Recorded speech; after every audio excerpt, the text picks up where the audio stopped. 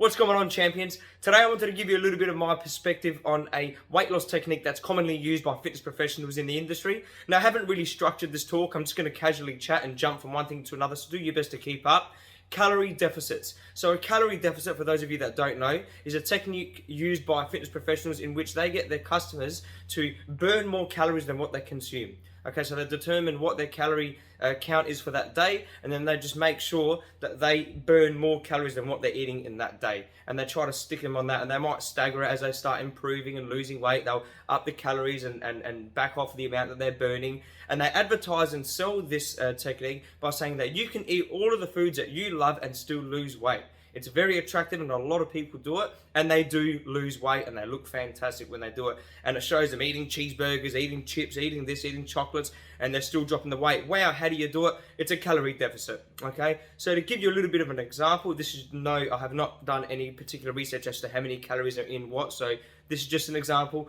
If my calorie allowance for a day is 2,000 calories, I need to make sure that I'm burning more than 2,000 calories. Now, how I accumulate those 2,000 calories is completely to my discretion.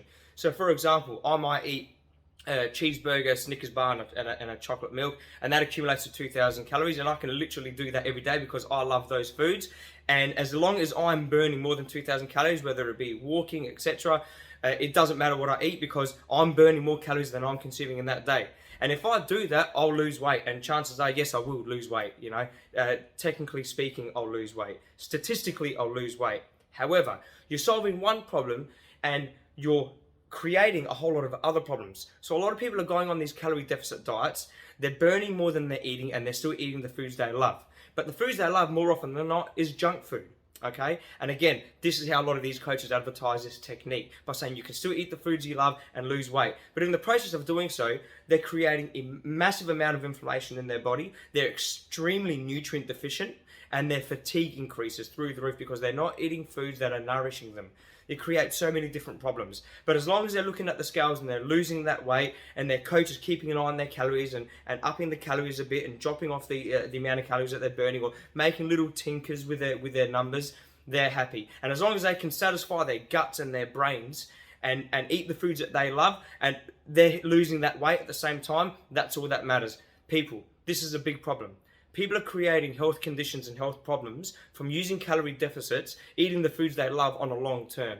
Another big problem with this is the calorie counting. So in order to determine whether you're burning more calories than what you're eating, you need to track the amount of calories that you're consuming and the amount of calories that you're burning every single day. Who has time for that kind of crap? Seriously, I know I don't. Yes, they are encouraged to do so in the early stages of their journey, to count the calories that they're eating, to count the calories that they're burning.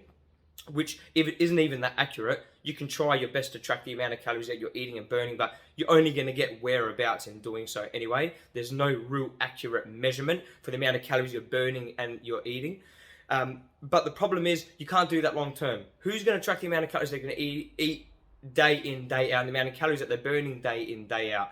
Eventually, you get to know yourself and you just use your discretion. It becomes a bit more intuitive. That's what they're encouraged to do. But again, they're eating all of this crap food. They're causing inflammation. They're exhausted, and they're nutrient deficient, which is a big problem. I do not use calorie deficits to help my customers lose weight. I do not use the sales pitch of you can eat all the foods you love and still lose weight, because weight loss isn't just the key. Weight loss is just a starting point. Weight loss is a byproduct of living healthy, okay? And it's not always a good idea to be dropping massive amounts of weight in a small amount of time anyway, because that's another can of worms. We can discuss that another day. So if you are consulting a fitness professional and they put you straight into a calorie deficit and encourage you to continue eating all the foods you love, you better know that something's up.